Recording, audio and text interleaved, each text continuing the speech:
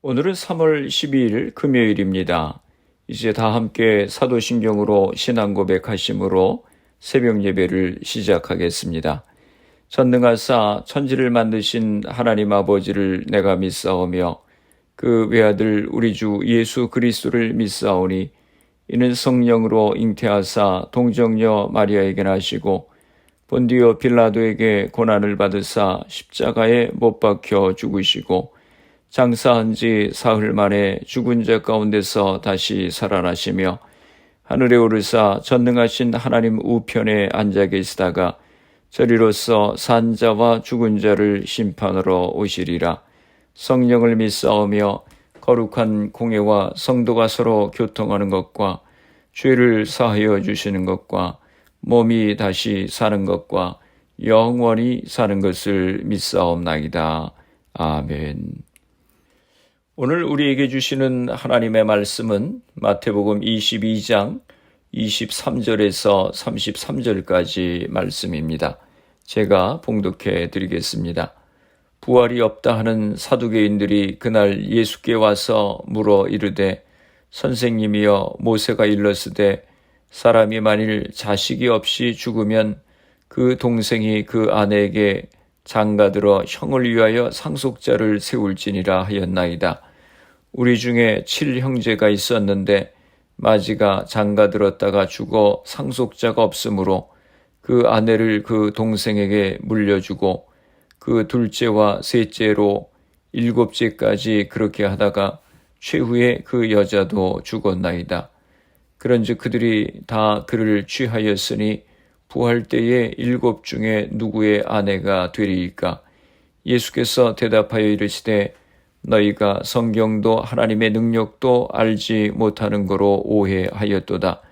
부활 때에는 장가도 아니가고 시집도 아니가고 하늘에 있는 천사들과 같으니라. 죽은 자의 부활을 논할진대 하나님이 너희에게 말씀하신 바 나는 아브라함의 하나님이요 이삭의 하나님이요 야곱의 하나님이로라 하신 것을 읽어보지 못하였느냐. 하나님은 죽은 자의 하나님이 아니요 살아있는 자의 하나님이시니라 하시니 무리가 듣고 그의 가르치심에 놀라더라. 아멘. 할렐루야. 오늘도 주님의 말씀으로 하루를 시작하시는 성도님들을 주님의 이름으로 축복합니다. 오늘 본문은 예수님과 사두개인과의 논쟁을 다루고 있습니다. 앞에서 바리새인들이 정치적인 문제를 제기했다면 여기서 사두개인들은 신학적인 문제를 제기하고 있습니다. 23절입니다. 부활이 없다는 사두개인들이 그날 예수께 와서 물어 이르되 사두개파 사람들은 예루살렘의 제사장 귀족과 평신도 귀족들이 만든 하나의 정치, 종교적 결사체로서 유대 정치 권력을 독점하고 있었습니다. 이들은 정치적으로 로마와 결탁하는 타협주의적 자세를 취했으나 신앙적으로는 보수적인 태도를 취했습니다. 그래서 그들은 모세 오경만을 권위 있는 경전으로 인정하였고 조상의 유전을 인정하지 않았으며 부활과 내세를 부정하였습니다.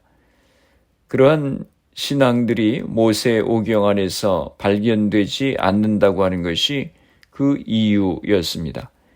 부활신앙은 구약성서 안에 매우 드물게 암시되어 있습니다.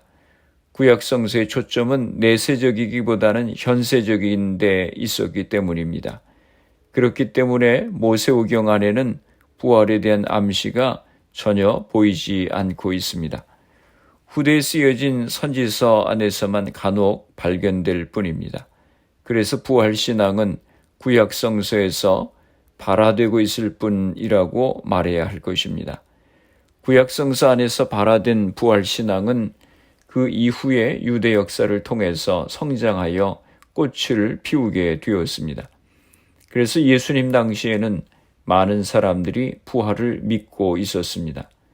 아마 사두개파에 속한 사람들을 제외하곤 대부분이 믿고 있었다고 해야 할 것입니다. 모세오경의 권위만을 인정했던 사두개파 사람들은 끝까지 부활을 부정하였습니다. 그래서 사두개파 사람들은 예수님을 시험하기 위해서 부활에 관한 질문을 제기합니다. 24절입니다. 선생님이여, 모세가 일렀으되 사람이 만일 자식이 없이 죽으면 그 동생이 그 아내에게 장가들어 형을 위하여 상속자를 세울지니라 하였나이다. 여기 모세가 일렀으되라고 하는 이 말씀은 신명기 25장 5절에서 6절, 또 창세기 38장 8절을 가리키는 것입니다.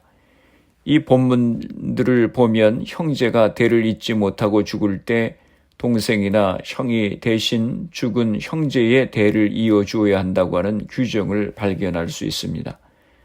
고대 이스라엘 사람들은 자손을 통해서 자신의 명이 영섭된다고 믿었기 때문에 이러한 규정을 만들었습니다. 하지만 예수님 시대 유대 문헌들에 보면 이러한 관례가 별로 없었음을 알 수 있습니다. 실행되지 않는 율법이었다고 하는 뜻입니다. 따라서 여기에서 제기된 질문은 현실적인 문제를 해결하기 위한 것이기보다는 부활 신앙을 공박하기 위해서 만들어낸 가상적인 질문입니다. 25절에서 28절입니다. 우리 중에 7형제가 있었는데 마지가 장가들었다가 죽어 상속자가 없으므로 그 아내를 그 동생에게 물려주고 그 둘째와 셋째로 7째까지 그렇게 하다가 최후에 그 여자도 죽었나이다. 그런즉 그들이 다 그를 취하였으니 부활 때에 7 중에 누구의 아내가 되리까? 이 이야기는 유대인들의 외경인 토비서에 나오는 이야기입니다. 부활 때에 7 중에 누구의 아내가 되리까? 라고 하는 질문은 부활에 대하여 알기 위해서 진지하게 물은 질문이 아닙니다. 오히려 부활 신앙의 어리석음을 증명해 보이기 위해서 만들어낸 질문입니다. 29절입니다. 예수께서 대답하여 이르시되 너희가 성경도 하나님의 능력도 알지 못하는 거로 오해하였도다.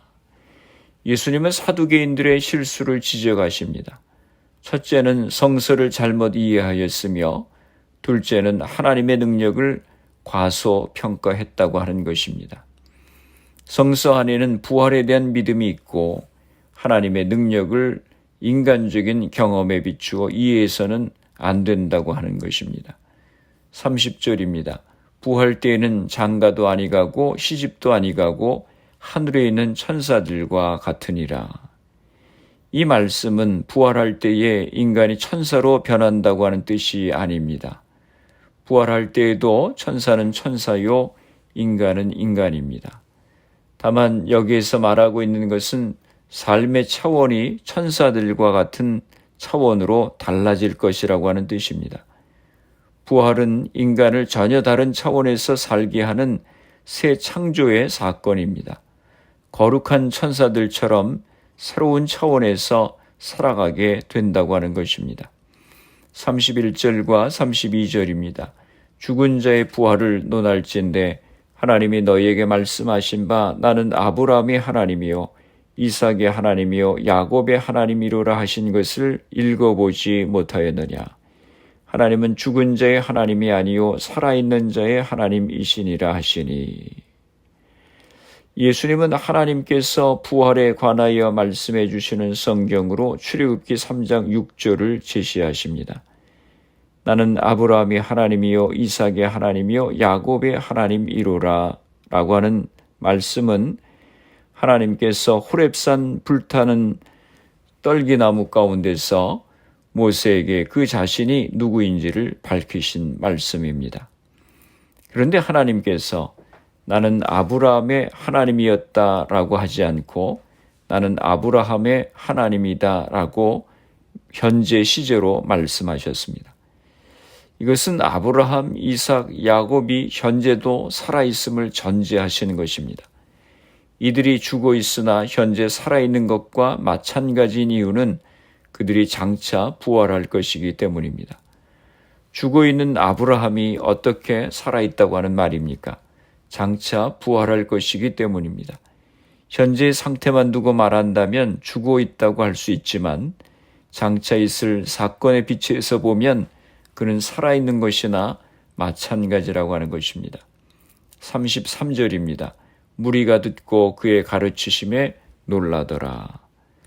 말의 올무로 예수님을 함정에 빠뜨리려던 바리새인들의 실패에 이어서 극단적인 상황을 설정하여 예수님을 곤경에 빠뜨리려던 사두개인들의 시도도 결국은 실패로 돌아가고, 오히려 이 과정을 지켜보고 있던 무리들이 예수님의 가르치심에 놀랐습니다. 사두개인들이 부활신앙을 부정하는 것은 잘못된 성경 해석과 더불어 그들의 세계관 때문이었습니다.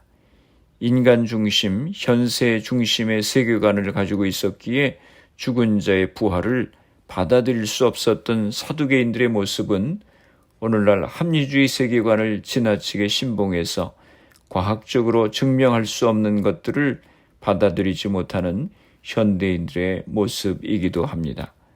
부활과 내세를 믿지 않으면 성경을 제대로 이해할 수 없는 것입니다.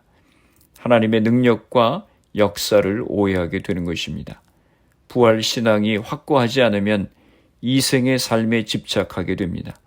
부활과 내세의 삶은 현재의 삶만큼이나 분명하고 확실한 것입니다. 이생은 잠깐이지만 부활 이후의 삶은 영원합니다. 확고한 부활 신앙을 가지고 영광스러운 삶을 소망하며 살아가시는 성도님들이 다 되시기를 주님의 이름으로 축원합니다. 기도하시겠습니다. 살아계신 아버지 하나님, 은혜와 사랑을 감사합니다. 사두개인들은 성경의 말씀도 바로 이해하지 못하고 또 하나님의 능력을 의심하였기에 부활을 믿지 못했습니다.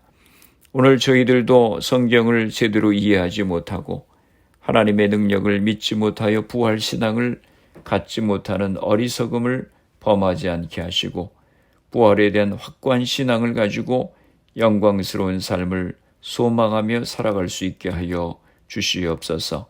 사순절을 지나고 있습니다.